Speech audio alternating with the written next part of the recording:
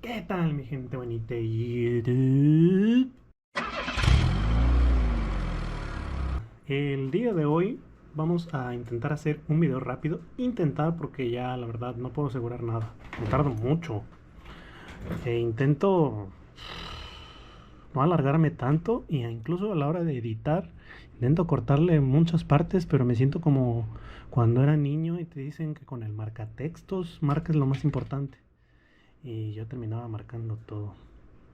Pero bueno, intentaremos hacerlo lo más rápido posible. El día de hoy, tal cual como lo dice el video, vamos a ver cómo realizar un levantamiento de carrocería de la Humvee C8815. C8835, perdón. La C8815. Así que comencemos, bandita. There is a curious paradox, which is, to love is unconditional, but to be loved is conditional. By the time one has crossed the 30s or 40s, they have seen enough of life to know that the fairy tales of youth were, at best, charming illusion. One begins to understand that love does not appear as a reward for virtue, nor is it guaranteed to remain, simply because you have been loyal, patient, or deserving. Some have poured themselves, drop by drop, into the vessel of another's life, only to watch it leak away through fingers that once clung to them. Others still dwell beneath the same roof with their chosen companion, yet feel as though they have become a stranger at their own table. And there are those who have wandered from heart to heart, thinking that the next embrace, the next yes, would finally fill the hollow within, only to find the emptiness echo back at them. You begin to wonder why something as natural as love has become such a labyrinth of conditions, unspoken bargains, and quiet disappointments.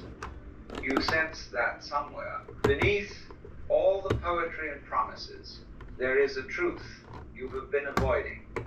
For love, as it is sold to us, is not love at all, but something dressed in its garment. And here, perhaps, lies the seed of our quiet discontent. We have confused the appearance of love with love itself, the structure that holds it with the living thing it was meant to carry. From our earliest breath, the world whispered its bargain into our ears. Love is something to be earned. Behave as you are told, and you will be cherished. Fulfill the needs of another, and you will be kept.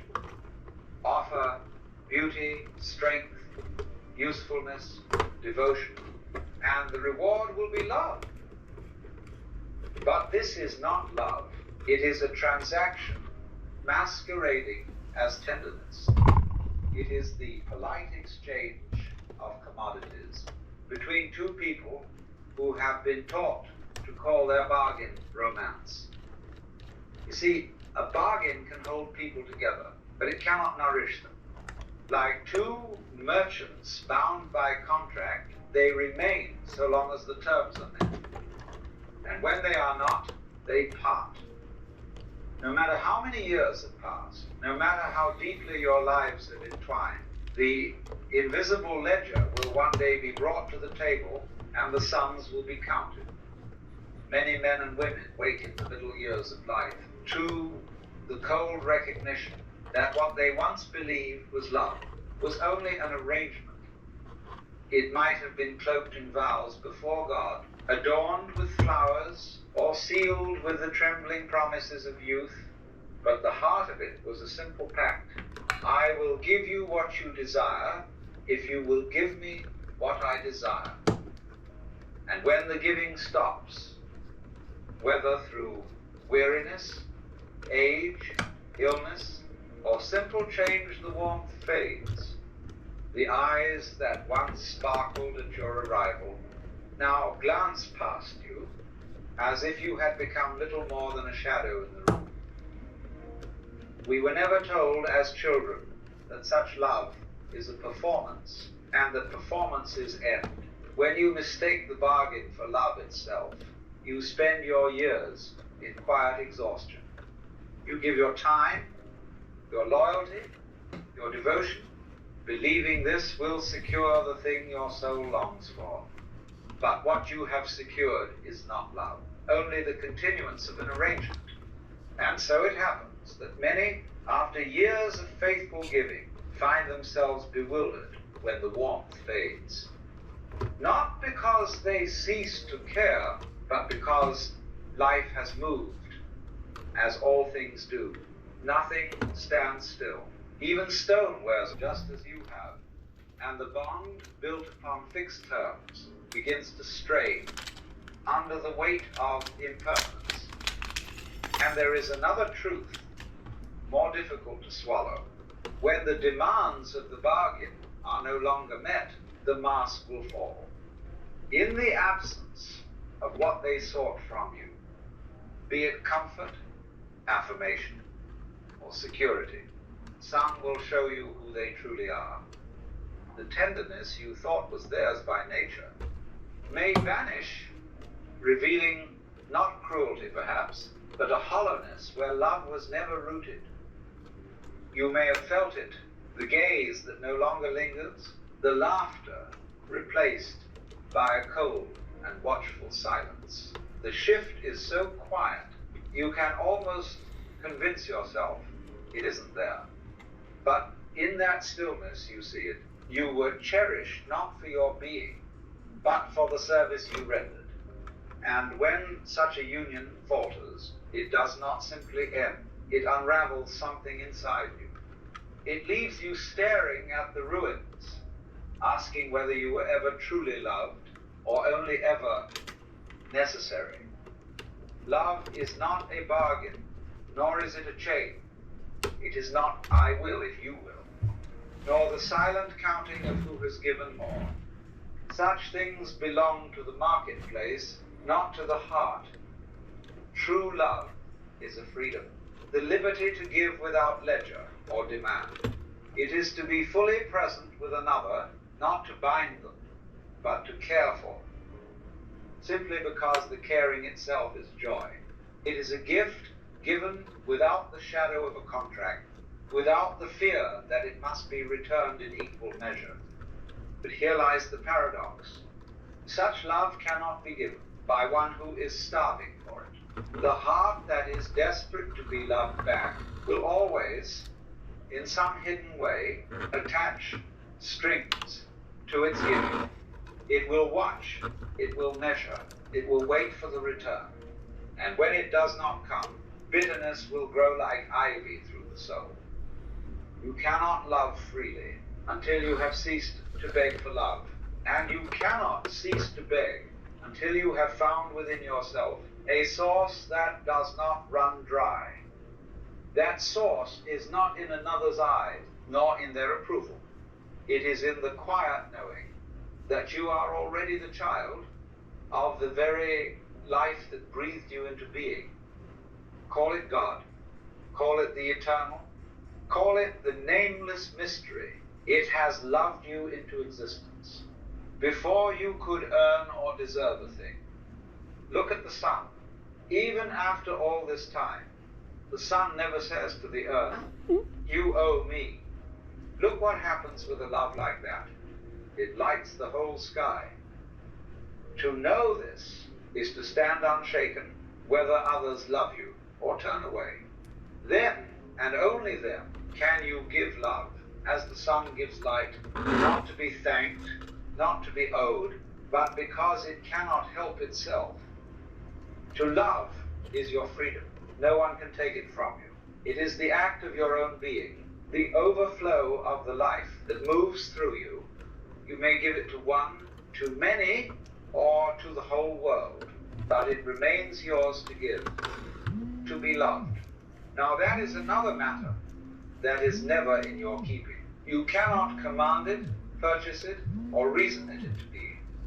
Love offered, arriving when it will, leaving when it must. It is as the wind that brushes your cheek. You may open your arms to it, but you cannot hold it there forever.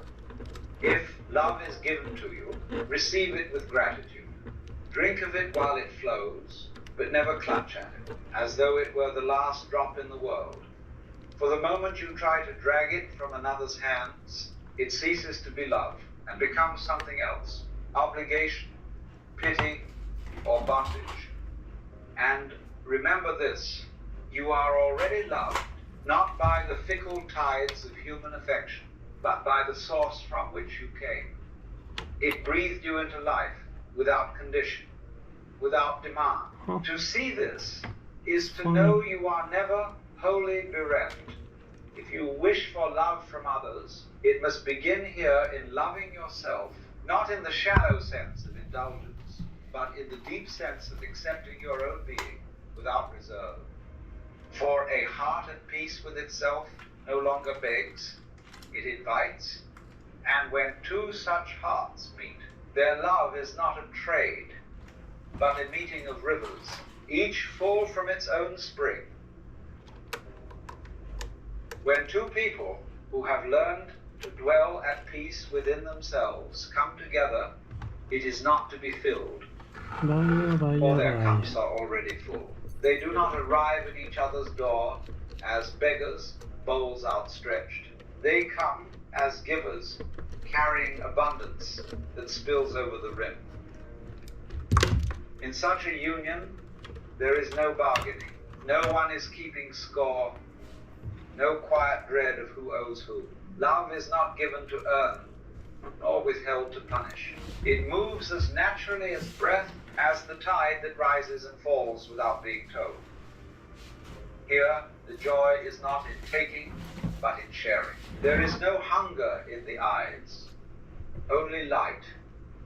One gives not because the other demands it, but because giving is the most natural expression of their being. And so both are fed, not by the draining of one into the other, but by the overflow of each. This is the only love that does not rot into resentment. For where there is no emptiness to be filled, there is no fear of losing. When two full hearts meet, they are free to let each other be, to grow, to change, to wander and return, without the grasping that turns love into a cage. And yet, such a meeting is rare, for most search the world to find another who will complete them, not knowing they were never half a person to begin with. Only when you drink deeply from your own well will you find another who drinks from theirs. And together, you will not merely survive, you will overflow. The world you meet each day is not a stranger. It is yourself in another form. You cannot draw from a well what is not in it, nor can you meet in others what you have not yet met. In your own heart, if you carry a hollowness within, you will find yourself surrounded by those who take, not because the world conspires against you, but because nature fills a vacuum. Those who have nothing will seek from you what you have not given to yourself, and you will mistake their hunger for love. If, on the other hand, you move through life with a fullness of being, you will meet those who also carry an abundance. They will not clutch at you or drain you, for they are not living on scraps. Instead, you will find an ease in their company, a recognition as though you had always known them. This is not a mystical trick, nor some hidden cosmic law, but a simple truth of human meeting. The depth to which you have faced yourself becomes the depth to which you can meet another. Most quarrels in love are not between two people, but between the unexamined shadows each has brought along. So, before you go searching for kindness, tenderness, or devotion in the eyes of another, turn inward and meet your own gaze, not to condemn yourself, nor to tally your flaws, but to make the acquaintance of the stranger you have long carried in silence.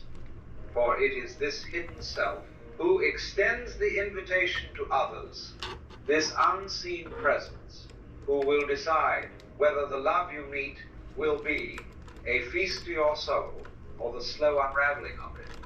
When this truth takes root in you, do not hoard it.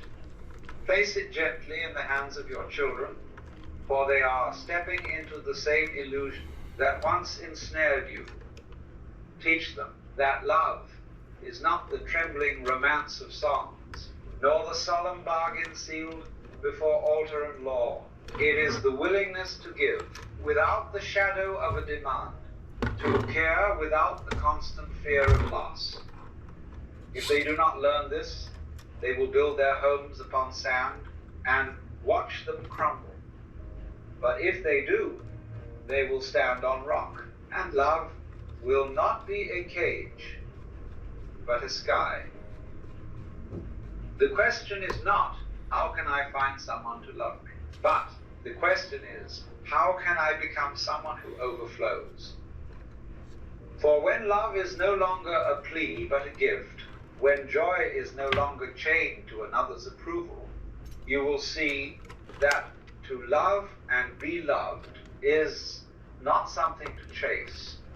It is the way you already are. You are not a half searching for the other half. You are whole. And from that wholeness, love flows, finding those who recognize it instantly. Then love ceases to be a hunt, or a bargain, or a desperate keeping. It becomes the quiet, steady light of the sun, needing nothing in return, yet warming the whole sky.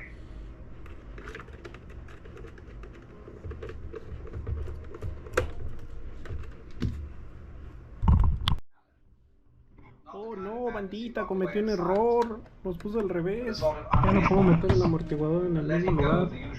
Chale, tengo que deshacerlo todo y volverlo a hacer para que este hoyo quede atrás. Bueno, hasta el mejor cocinero se le va el tomate entero. Pero miren qué preciosidad. Miren cuánto recorrido.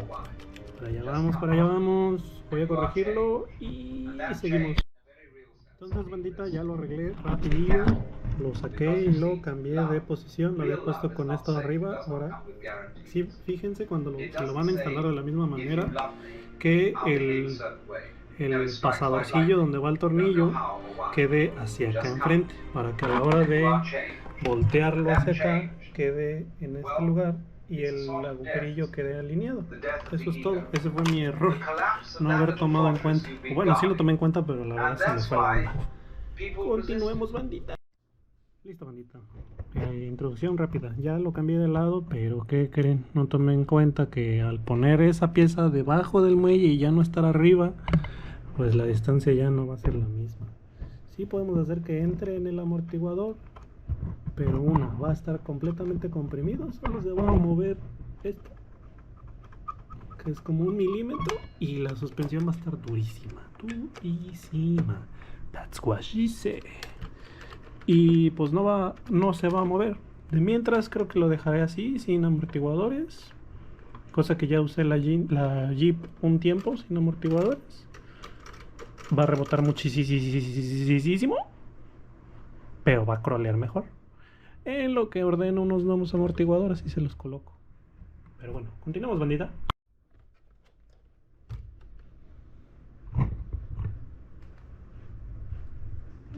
You see, it's a curious thing that we say falling in love. We don't say rising into love. That would suggest effort, achievement, a sort of conquest.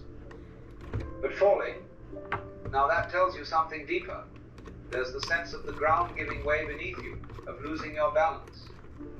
And we don't much care for that, do we? The whole business of being a proper, sensible individual is to be in control, upright, watchful, secure. So to fall in love, to truly fall, is in a way to go mad. Not the kind of madness you lock away in asylums, no, but a sort of unreasonableness, a letting go of the usual caution. It is, in a very real sense, a risk, a gamble, because you see, love real love is not safe. It does not come with guarantees.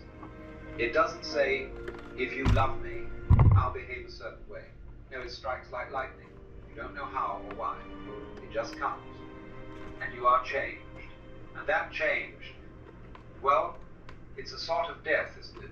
The death of the ego. The collapse of that little fortress you've been guarding. And that's why people resist it. For life itself is always a risk. Every step you take is taken on faith.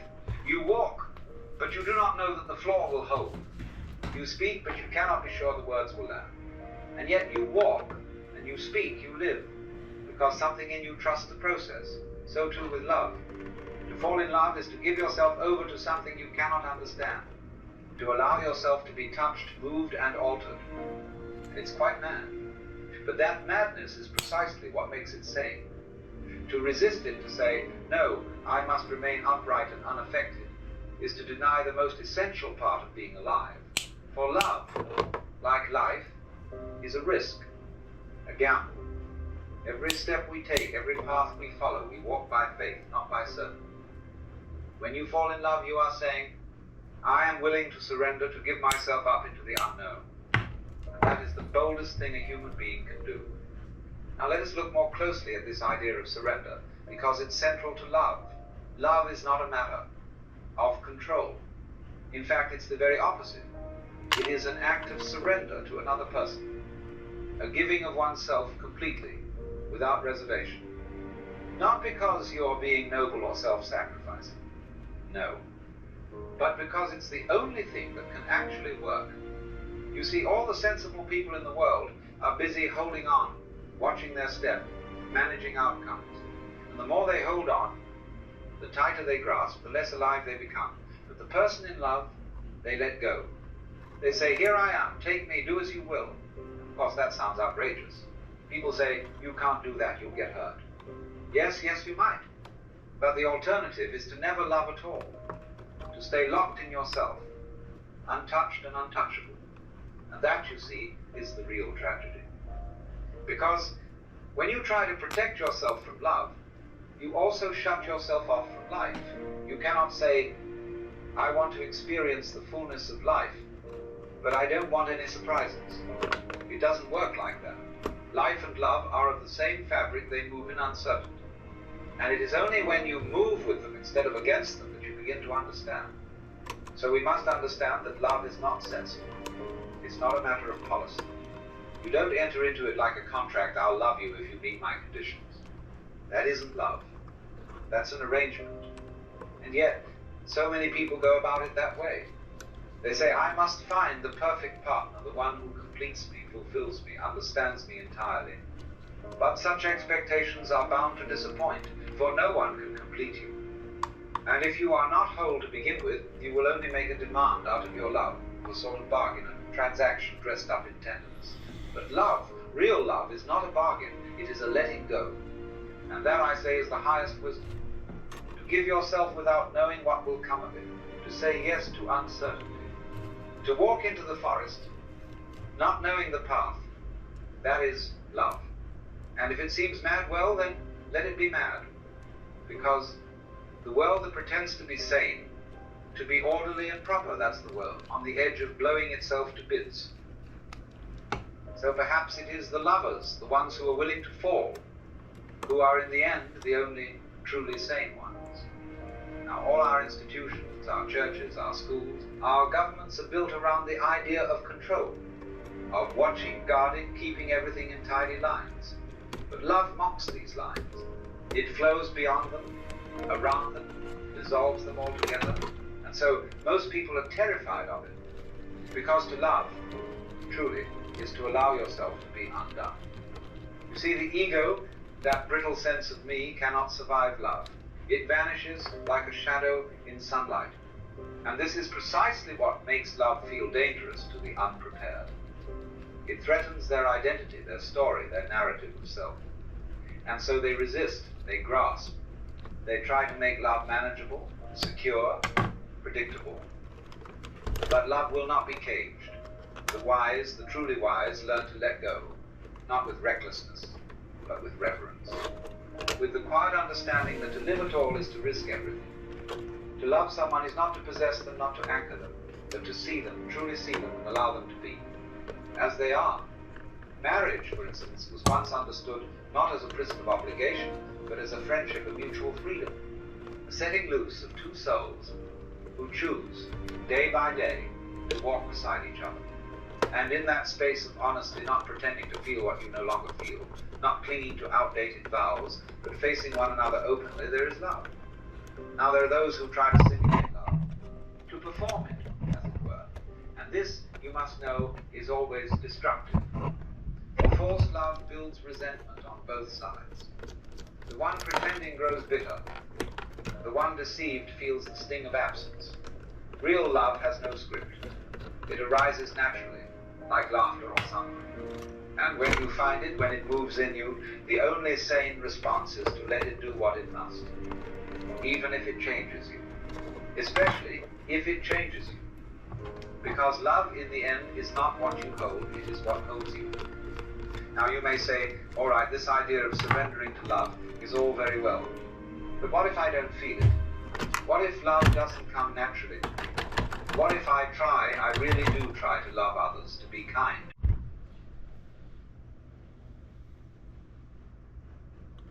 Y bueno, bandita, hemos terminado. Intenté no dejar todo el proceso para que sea lo más digerible posible. Trataré de no hablar tanto, solo a un pequeño punto. Se me fue la onda, puse los soportes hacia el otro lado. Y pues a la hora de poner realmente no hubo mucha diferencia porque no le puse los amortiguadores. No tomé en cuenta que si se acorta la distancia al hacer eso, de distancias entre hoyo y hoyo, entonces el mismo amortiguador queda pues un poco grande para el lugar. No recordaba porque cuando lo hice en el Jeep Willys, que es pues la verdad sí cambié amortiguadores.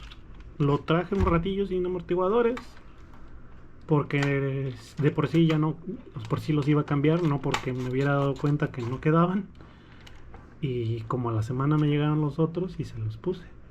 La verdad es que me encanta cómo queda esta camionetilla y lo quise repetir en la otra, pero no tomé en cuenta ese detalle. Pero bueno, con ustedes la Super Humvee. Jjrc.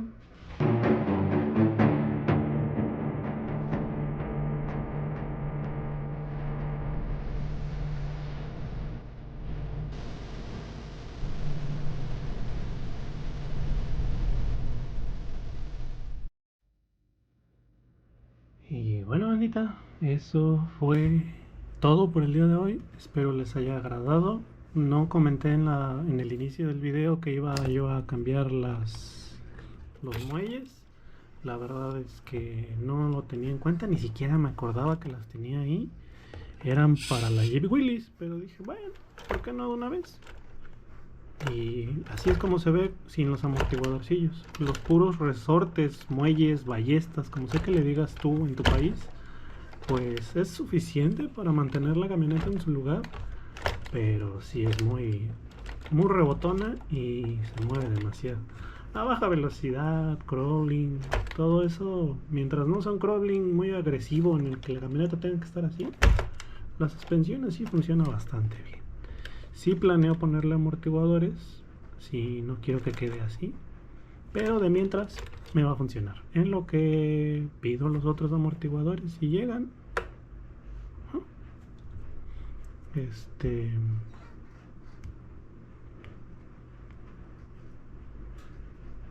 pues ya los instalo y hago otro video para que lo disfruten y vean la manera en la que vamos a intentar adaptar los amortiguadores, porque para que quede en ese espacio tan reducido sí va a estar complicado.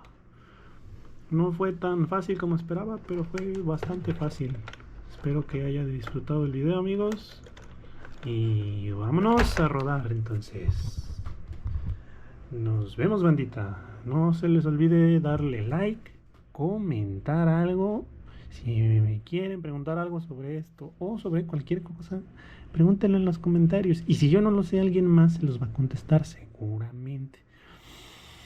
puedes intentar darle al botón de suscribir, pero no te lo recomiendo. Solo la gente genial se suscribe. Ya más de 420 suscriptores geniales, personas geniales se han suscrito. Pero tú podrías dar la siguiente, inténtalo, pícale. Si sí se suscribe, entonces es una confirmación de que es una persona genial. Si no, pues lo siento, hay que seguirlo intentando. Muchas gracias, bandita, que tengan una muy bonita noche, fin de semana, para mí al menos, no sé si sea para ustedes, no sé si lo subo ahorita, pero bueno, nos vemos, bandita, chao.